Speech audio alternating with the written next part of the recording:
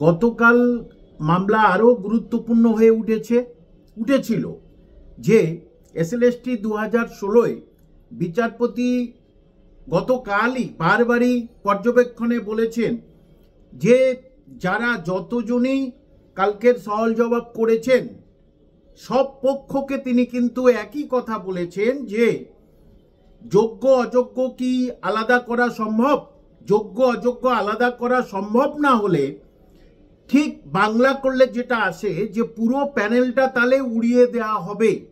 এখানে যোগ্য যারা আছেন তাদের চিন্তা করার কিছু নেই, কারণ সঠিকভাবে তথ্য যদি সেখানে প্লেস করা হয় তাহলে কিন্তু কোনো অসুবিধা নেই।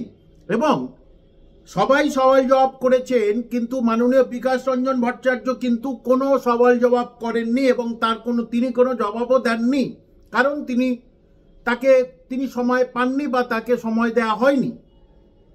এবং গত 8 জানুয়ারি সিবিআই যে সাপ্লিমেন্টারি যেটা জমা দিয়েছিল সেই নিয়েও বিচারপতি বেশ কড়া ভাষায় বলেছেন যে নীলাদ্রি দাসের নিয়ে বেশ কড়া ভাষায় তিনি কয়েকটা উদ্ধৃত করেছেন। সেখানেই মাননীয় বিচারপতি, প্রধান বিচারপতি আইনজীবীর উদ্দেশ্যে বলেছেন, পরিষ্কার শোনা গেছে যে আমরা কোনো নির্দিষ্ট অংশ নেব না, আমরা পুরোটাই নেব। অর্থাৎ কজন অযোগ্য আর কজন যোগ্য সেটাই আমাদের কাছে দিতে হবে। কারণ কেন অযোগ্যদের জন্যে যোগ্যরা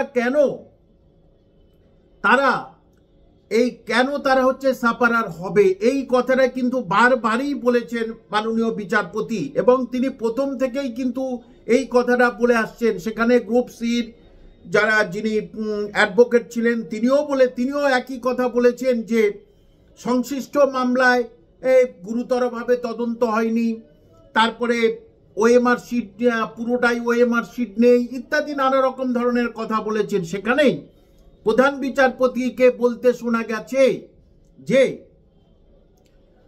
স্কুল সার্ভিস কমিশনের কাছে কোনো তথ্য নেই এবং আমি যে বলেছিলাম যে মেটা ডেটার উপরে নির্ভরশীল হতে হবে, কিন্তু কেউ মেটা ডেটার উপরে নির্ভরশীল হননি। তাহলে আমাদের কি করা উচিত, কি করণীয়? এবং পরিষ্কার করে বলেছেন যে যদি রাজ্য সরকার এর উপরে সাধারণ মানুষের বিশ্বাস চলে যায় তাহলে কি হবে। কারণ স্কুল সার্ভিস কমিশন কেন আলাদা করতে পারছে না, যেহেতু তারা পরীক্ষার বিজ্ঞাপন দিয়েছে, পরীক্ষা নিয়েছে এবং রেজাল্ট পাবলিশ করেছে, সুতরাং সবকিছু তথ্য তাদের কাছে থাকা উচিত। বিচারপতি বলেছেন এটা যে 1 বছর পরে প্যানেল 1 বছর পরে প্যানেলের মেয়াদ শেষ হয়ে গেছে, ঠিক আছে, কিন্তু কিভাবে সমস্ত ওএমআর শিটের কোনো কপি না রেখে সেটাকে নষ্ট করে দিলেন তার উত্তরে কিন্তু কিচ্ছু বলেনি। অর্থাৎ রাজ্য সরকারের উকিল এবং স্কুল সার্ভিস কমিশনের উকিল কিন্তু চুপ আছে, বেশি কথা বলতে পারছে না, কারণ পরিষ্কার রাজ্যের মানুষ বুঝে গেছে যে এখানে কিন্তু রাজ্য সরকার কিন্তু পুরোপুরিভাবে দায়ী। যেটা গতকাল বিচারপতি বলেছে, রাজ্যের মানুষ যদি রাজ্য সরকারের উপরে নির্ভর করতে, সাধারণ মানুষ যদি যদি বিশ্বাসটা অর্জন করতে না পারে তাহলে কার কাছে তারা বিশ্বাস অর্জন করবে বা করতে যাবে। এবং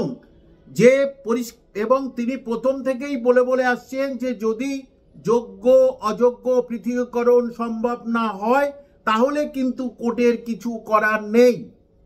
এবং এমন অনেক রায় আছে, এর পক্ষেও রায় আছে, এর বিপক্ষ রায় আছে, কিন্তু এটা সম্পূর্ণ অন্য ধরনের একটা বিচার, একটা প্রক্রিয়া বা একটা মামলা। সুতরাং সামনের দিনে দেখা যাবে। আর যতটুকু মনে হয় 2-3টে হিয়ারিং এর মধ্যে 2টো হিয়ারিং আমার মনে হচ্ছে, তারপরেই কিন্তু উনি ফাইনাল একটা জাজমেন্টের ডেট দিয়ে দেবেন। এবং এখন যে অবস্থা তাতে দেখা যাচ্ছে রাজ্য সরকারের জন্য কিন্তু এবং সিবিআই সেখানে কতটা সহযোগিতা করছেন, কারণ গতকাল সিবিআই এর কিছুটা ধমক খেয়েছে, প্রত্যেকেই কিছু না কিছু ধমক খেয়েছে এবং প্রত্যেকে নানা রকম প্রশ্নের সম্মুখীন হয়েছে।